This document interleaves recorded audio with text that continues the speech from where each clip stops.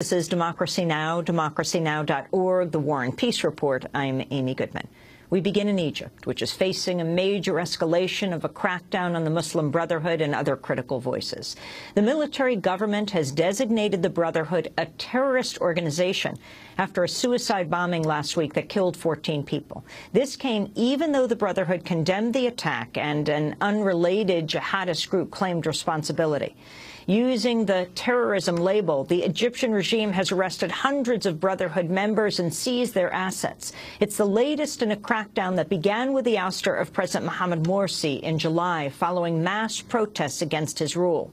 Since Morsi's overthrow, the Brotherhood has been banned from political activity. Hundreds of its members have been gunned down in the streets, and thousands more have been placed behind bars. Meanwhile, the news network Al Jazeera is demanding the immediate release of 4 journalists who've been arrested in Cairo.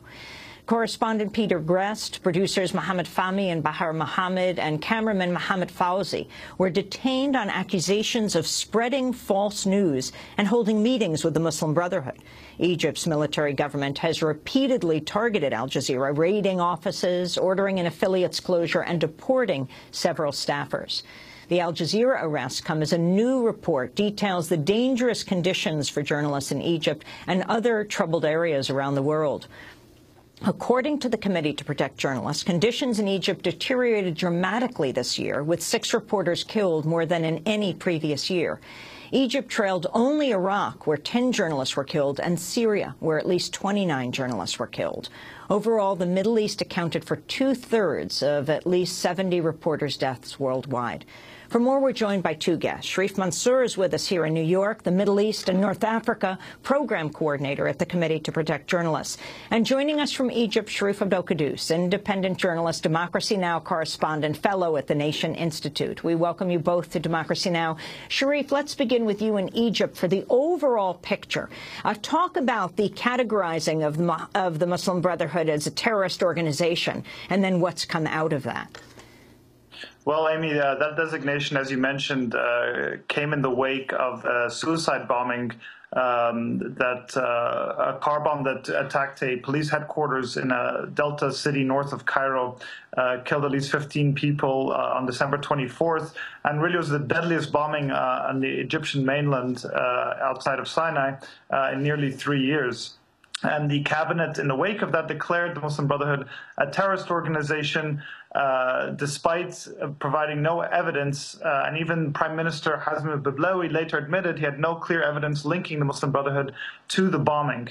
A Sinai militant group called Ansar Beit al-Maqdis has claimed responsibility for the bombing. They've claimed responsibility for other high-profile attacks, including the assassination of a high-profile, high-ranking state security officer last month in Cairo.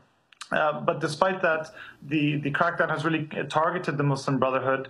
The cabinet used that decision of the terrorism designation to freeze the assets of hundreds of charities linked to the group, including hospitals and health clinics. And this is part of as you mentioned, part of a widening crackdown on the group. Just this past Monday, just yesterday, a court in Cairo sentenced 138 pro-Morsi protesters to 2 years in prison on charges of rioting and vandalism. And we've seen thousands of people be thrown behind bars.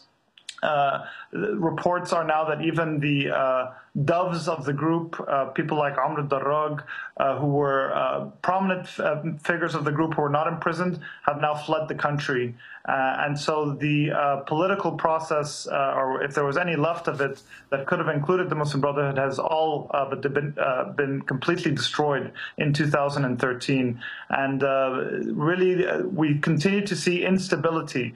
The government, the military-backed cabinet, and the military and the police forces continue to say this is a war on terror, and they're trying to provide stability. And yet Egypt is extremely unstable right now. We're seeing an increase in militancy, especially in Sinai. We're seeing a huge number of protests that are centered a lot now on university campuses, with students, some linked to the Muslim Brotherhood, some not, protesting, and students have been killed. And this is all coming with a referendum on the Constitution set to take place in just 2 weeks in the new year. Before we go to the journalists, 3 leading activists have been sentenced to 3 years in prison as part of an ongoing crackdown on dissent. Ahmed Maher, Ahmed Duma, Mohammed Adel helped lead the uprising that ousted Hosni Mubarak in 2011. They were the first to be sentenced under a new law that effectively bans public protests by requiring 7 different permits for rallies. After the sentencing, the 3 men chanted "Down with military rule" from their cage inside the courtroom. Democracy Now! Spoke with one of the protesters, Ahmed Maher, when he was here in New York back in 2011. We must to keep struggle and keep fighting until we have real democracy and real country and a good regime and social justice. So we think that will take more than 5 years in transition period. So we must keep fighting now and didn't look to our interest or political party or parliament elections or candidates.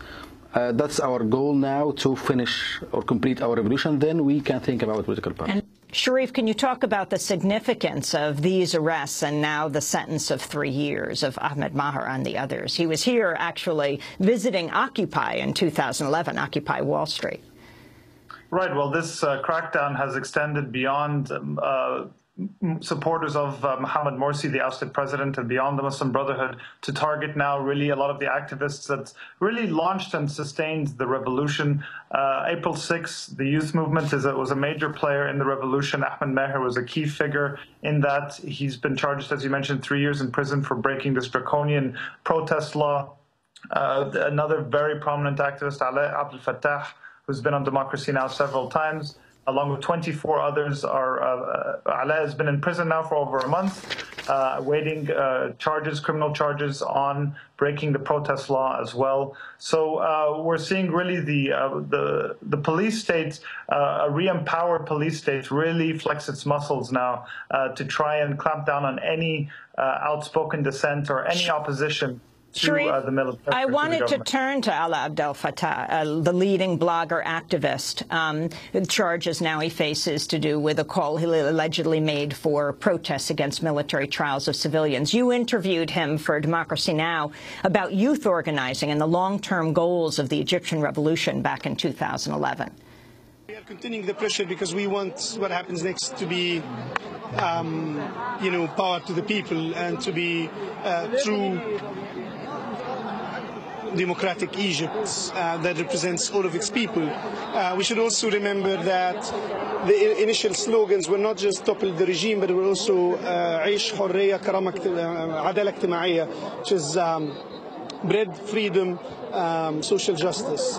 And we will need a lot of pressure in order to achieve something like social justice, because that doesn't just hit the interests of the regime, but, broader interests. Although the unity that you see here, the number of people representing all classes, I think it means that even the very rich, the ones who didn't flee the country, agree that the need for social justice and for bread and freedom is universal. Sharif, his is a particularly interesting story because he was imprisoned under Mubarak. In fact, his baby born while he was in prison, and he himself was born when his father was in prison years ago. Well, his sister was born while his father was in prison. And yeah, I mean, he's one of these activists, like Ahmed Maher, similar, and others before him, who have been jailed by these successive authoritarian regimes in Egypt under Morsi as well, he was targeted with an arrest warrant. And so, it's these people now that are also in prison.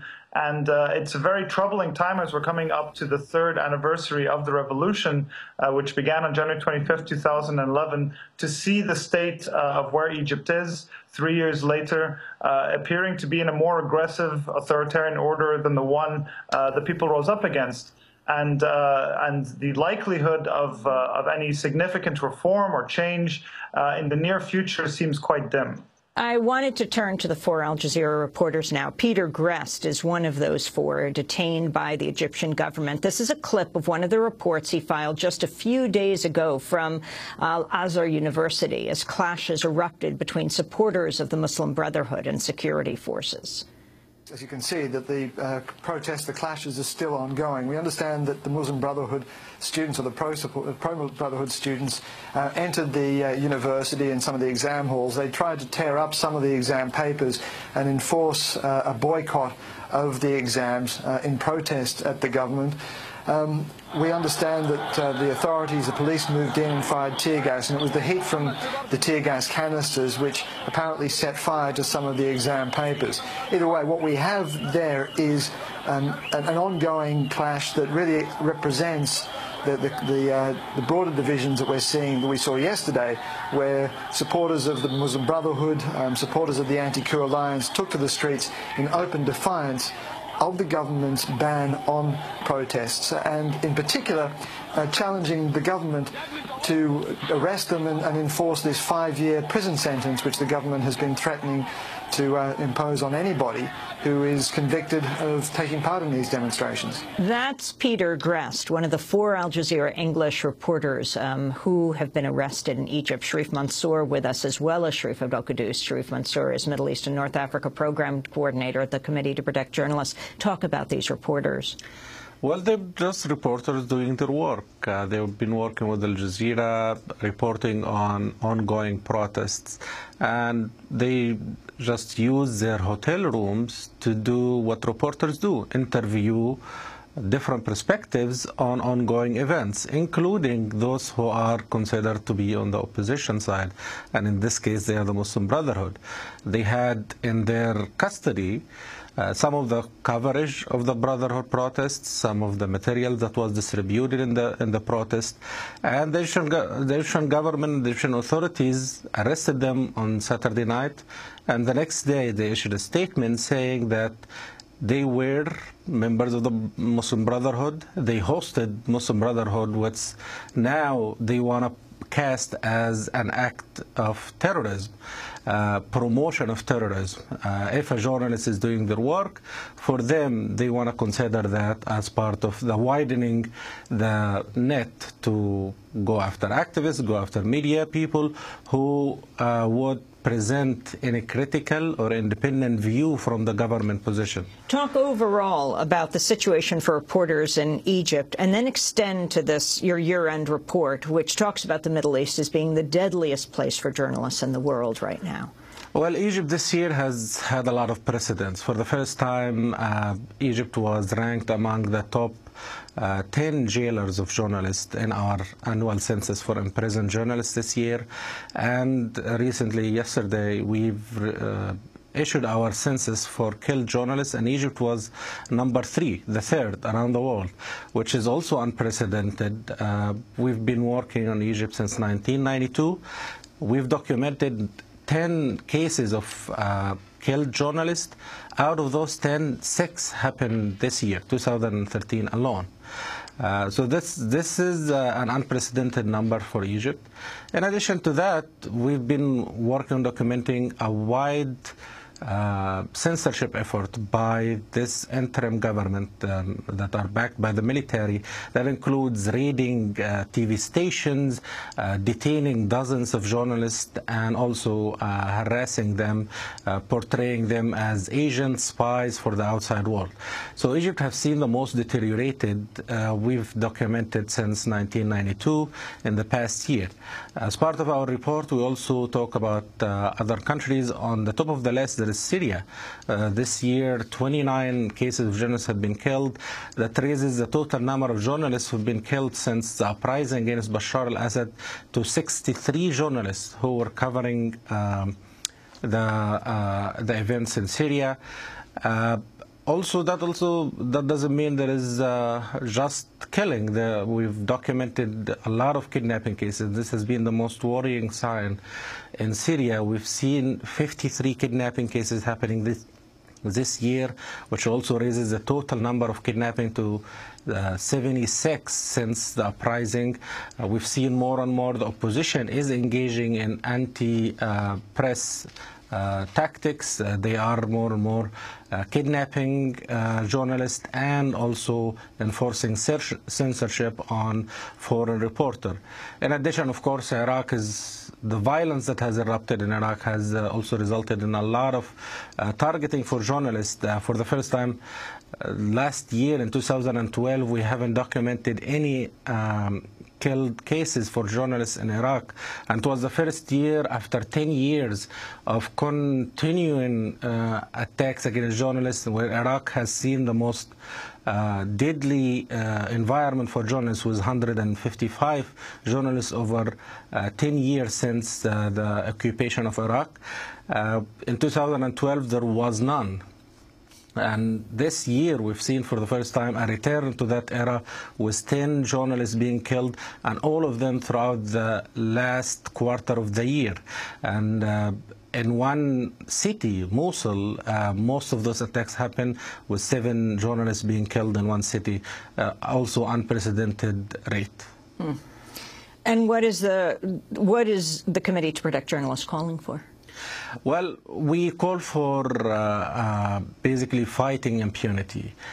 We don't want the perpetrators and those who violate and attack journalists get away with it.